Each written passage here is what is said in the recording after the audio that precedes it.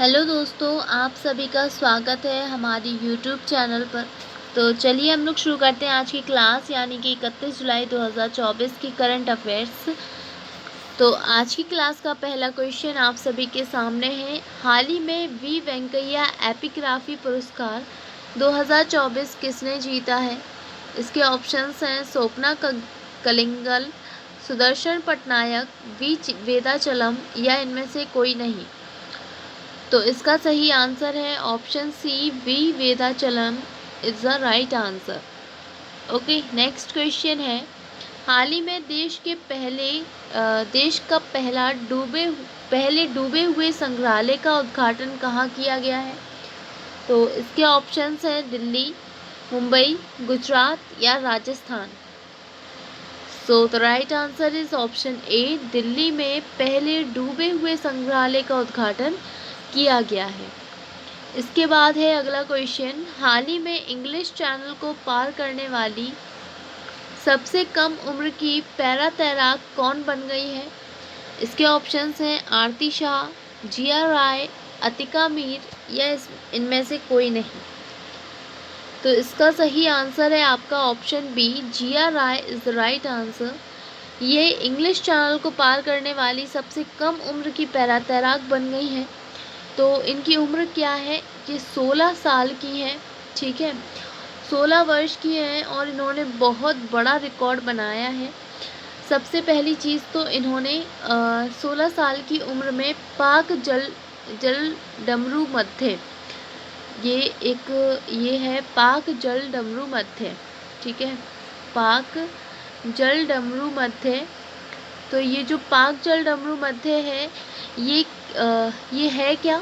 ये जो है ये भारत और श्रीलंका को अलग करता है, ठीक है, भारत और श्रीलंका को क्या करता है? अलग करता है, सॉरी जोड़ता नहीं है, अलग करता है, ठीक है। तो ये जो पाक जल डमरू है ये भारत श्रीलंका को अलग करता है। और इसमें क्या है कि जो पाक जल डमरू मध्य है इसको पार किया है इन्होंने जिया राय ने।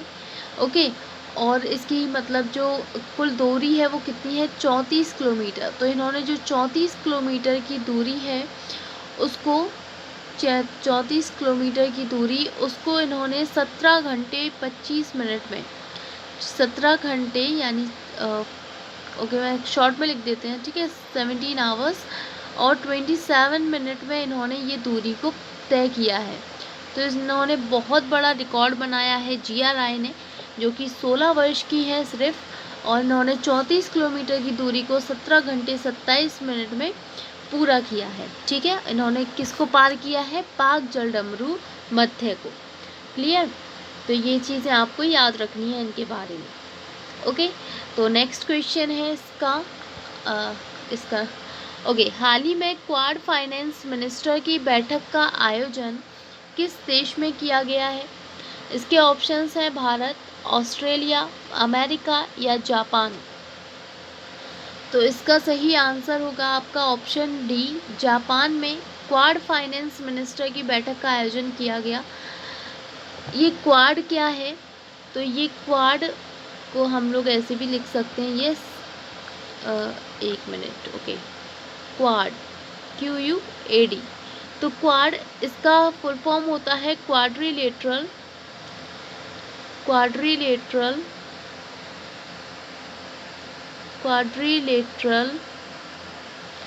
सिक्योरिटी डायलॉग, ठीक है, सिक्योरिटी डायलॉग। तो ये एक क्वाड का फुल फॉर्म होता है, ठीक है, क्वाड्रिलेटरल सिक्योरिटी डायलॉग। और तो ये जो क्वाड है इसके बारे में यदि हम बात करें तो ये क्या है? ये क्वाड जो है ये एक 4 देशों का ग्रुप है, ठीक है, जो सिक्योरिटी मीटिंग पर बात करता है, ठीक है, जो सिक्योरिटी के लिए मीटिंग करता है। तो और ये 4 देशों का ग्रुप है, ठीक है। तो क्वाड क्या है? 4 देशों का ऐसा ग्रुप जो सिक्योरिटी, अपनी सुरक्षा पर बात करता है, अपने देश की सुरक्षा पर बात करता है, उसकी मीटिंग के लिए एक इस टाइप के एक ग्रुप का सॉरी ये क्या हो गया? क्वेश्चन कहाँ चला गया भाई? एक सेकेंड देखते हैं हम। हाँ, ओके। तो ये 4 देशों का एक समूह है जो अपनी सिक्योरिटी को लेकर मीटिंग्स करता है और इसके लिए एक ये ग्रुप बना दिया गया, ठीक है। तो इसमें ये 4 देशों का समूह है, ओके, 4 देशों वाला ग्रुप है ये। तो इसमें 4 देश कौन कौन से हैं? तो इसमें 4 देश, ये जो ऑप्शंस में लिखे हुए हैं ये सारे हैं, ठीक है। इंडिया, ऑस्ट्रेलिया, चलिए हम लिख ही देते हैं वरना आप कंफ्यूज हो जाएं। इंडिया, ऑस्ट्रेलिया, अमेरिका और जापान, ठीक है। तो ये 4 देश इसके सदस्य देश हैं, क्लियर। अच्छा, इसकी जो क्वाड है इसकी शुरुआत कब हुई थी? तो इसकी शुरुआत हुई थी 2007 में। 2007 में ये ग्रुप बनाया गया था, क्लियर। अच्छा, ये जो मिनिस्टर की बैठक हुई है इसका आयोजन कब किया गया? तो ये जो मिनिस्टर्स की जो बैठक हुई है क्वाड जापान में, इसका आयोजन किया गया था 29 जुलाई को, क्लियर। 29 जुलाई को इसका आयोजन किया गया था। और हमारे भारत से किसने भाग लिया था इसमें? भारत से कौन गए थे इसमें भाग लेने? तो हमारे जो विदेश मंत्री हैं, हमारे देश के विदेश मंत्री एस जयशंकर, इन्होंने इस मीटिंग में भाग लिया था, क्लियर। चलिए अगले क्वेश्चन पर चलते हैं। और नेक्स्ट क्वेश्चन कहाँ गया? ओके, हाल ही में निकोलस मादुरो किस देश के नए राष्ट्रपति बने हैं?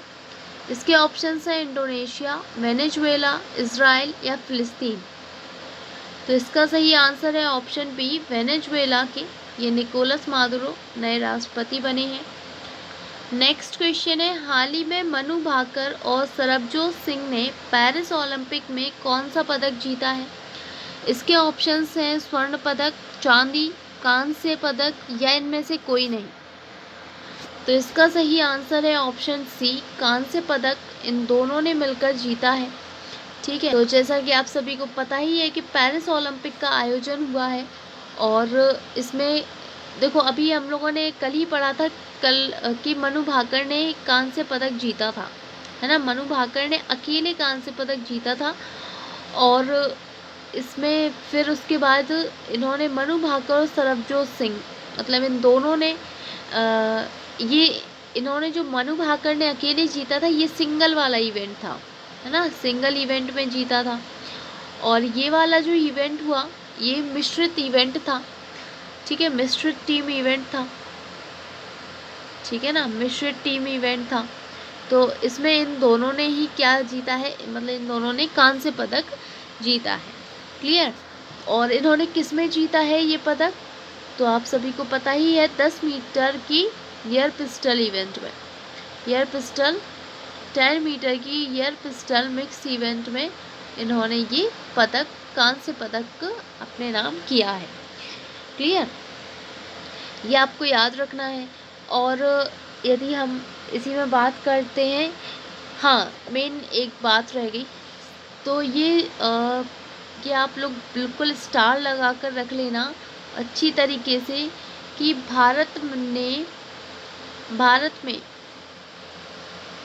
मतलब भारत इसमें,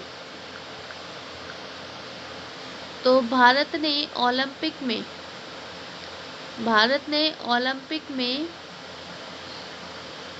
पहली बार निशानेबाजी में मिक्स्ड इवेंट पदक जीता, ठीक है, मिक्स्ड इवेंट पदक जीता। तो ये आपको बहुत अच्छी तरीके से याद रखना है कि भारत ने ओलंपिक में पहली बार निशानेबाजी में मिक्स्ड इवेंट पदक जीता है। तो ये बहुत बड़ी उपलब्धि है मनु भाकर और सरबजोत सिंह दोनों के लिए, ठीक है।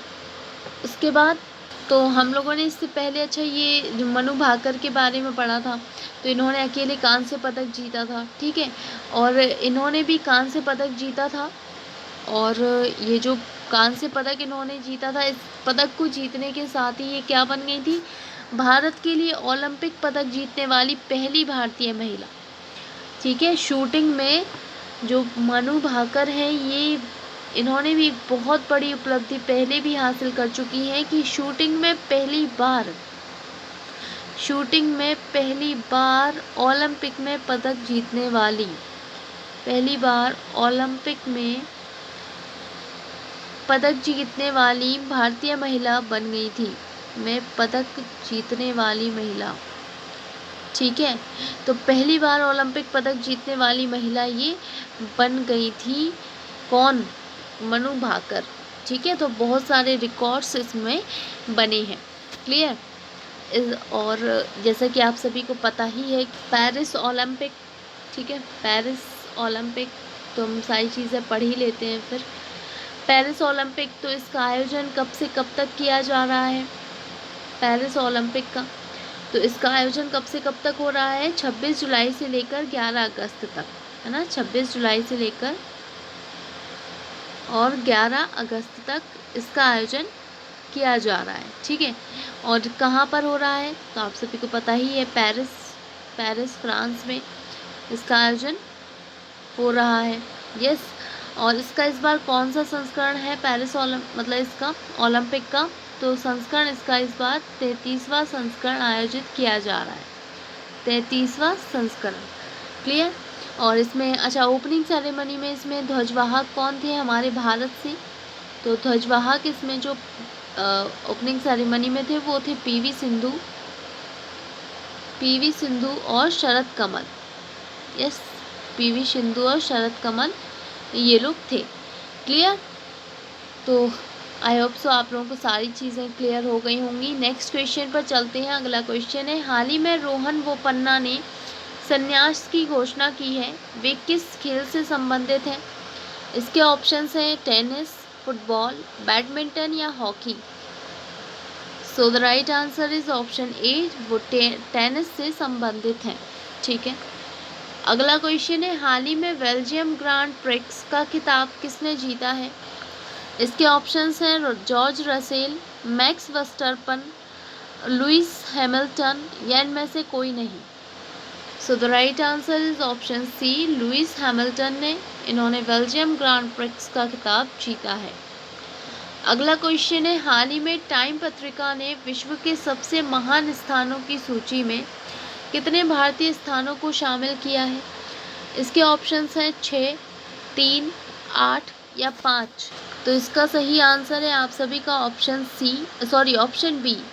ऑप्शन बी, 3 भारतीय स्थानों को इसमें शामिल किया गया है। ठीक है, ये 3 ये जो भारतीय स्थान है 3, ये कौन कौन से हैं? तो सबसे पहला जो है वो है मुंबई में म्यूजियम ऑफ सॉल्यूशंस। मुंबई में क्या? Museum of solutions. ठीक है, म्यूजियम ऑफ सॉल्यूशंस। दूसरा है, तो दूसरे नंबर पर है आपका एचपी में नार बुटीक होटल। एचपी में यानी कि हिमाचल प्रदेश में। ठीक है, हिमाचल प्रदेश में, शॉर्ट फॉर्म में लिख देते हैं, हिमाचल प्रदेश में नार बुटीक होटल। ओके, और तीसरे नंबर पर है हमारा हैदराबाद में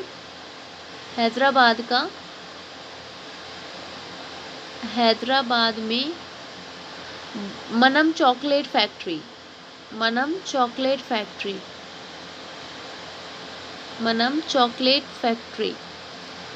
ठीक है, तो ये 3 चीज़ें, मतलब ये 3 स्थानों को शामिल किया गया है सबसे महान स्थानों की सूची में। किसके द्वारा? टाइम पत्रिका के द्वारा। ओके, अगला क्वेश्चन है, ओके, एक सेकेंड हम ज़रा सा पीछे आ जाते हैं, पीछे वाला क्वेश्चन आ जाइए।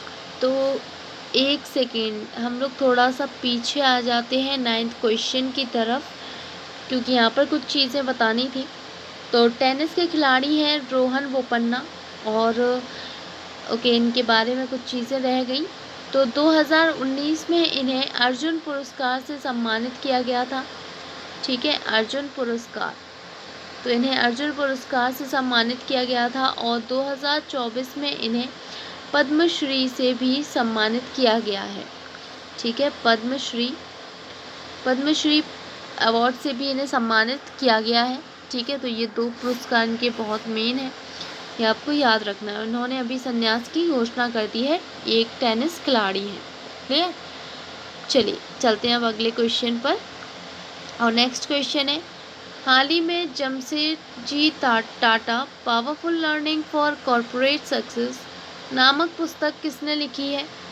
इसके ऑप्शंस हैं आर गोपाल कृष्णन, जमशेद टाटा, हर्ष भट्ट या फिर ए और सी दोनों। तो इसका सही आंसर है आपका ऑप्शन डी, ए और सी दोनों, यानी कि आर गोपाल कृष्णन और हर्ष भट्ट, इन दोनों की ये पुस्तक है। अगला क्वेश्चन है, हाल ही में आइडियाज़ फॉर लाइफ पोर्टल को किसने लॉन्च किया है? इसके ऑप्शंस हैं अमित शाह, नरेंद्र मोदी, राजनाथ सिंह या भूपेंद्र यादव। तो इसका सही आंसर है ऑप्शन डी, भूपेंद्र यादव ने ये आइडियाज़ फॉर लाइफ पोर्टल को लॉन्च किया है। ठीक है, ये कौन है भूपेंद्र यादव? तो ये हमारे जो अभी बीजेपी सरकार है उसके ये पर्यावरण वन और जलवायु परिवर्तन और श्रम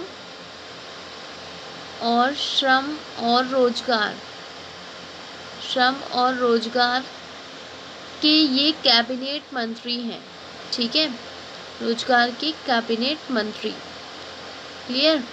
तो याद रखिएगा भूपेंद्र यादव कौन है, पर्यावरण वन और जलवायु परिवर्तन और श्रम और रोजगार के कैबिनेट मंत्री हैं भूपेंद्र यादव। ठीक है, इन सब के बारे में तो आपको पता ही है। अमित शाह हमारे रक्षा मंत्री हैं, अरे गृह मंत्री राजनाथ सिंह है।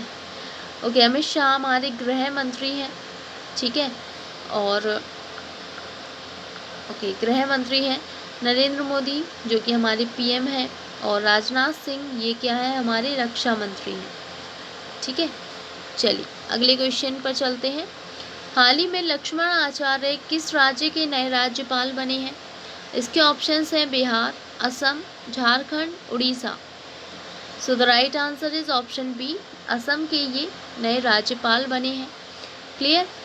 सो गाइस, यहाँ पर हमारे क्वेश्चंस कंप्लीट होते हैं। हम अपनी क्लास यहीं पर एंड करेंगे। अब हम मिलेंगे नेक्स्ट वीडियो में अगले दिन के करंट अफेयर्स के साथ। तो सभी लोग तैयार रहिएगा नेक्स्ट क्लास के लिए, 1 अगस्त के लिए। ओके, तो नया महीना बढ़िया नए जोश के साथ शुरू होगा, तो सभी लोग तैयार रहिएगा। नेक्स्ट क्लास हम लोग कर लेंगे। और चलिए, तो चले जाने से पहले जिसने भी अभी तक चैनल को सब्सक्राइब नहीं किया है गाइस, सभी लोग चैनल को सब्सक्राइब कर लीजिएगा और बेल आइकन को ज़रूर प्रेस कर दीजिएगा ताकि आपको डेली नोटिफिकेशन मिलती रहे। वीडियो को लाइक कर दीजिएगा यदि आपको वीडियो पसंद आया हो तो, और अपने दोस्तों के साथ शेयर भी कर दीजिएगा। So guys, thank you and have a nice day. अपना ख्याल रखिएगा। बहुत बहुत धन्यवाद।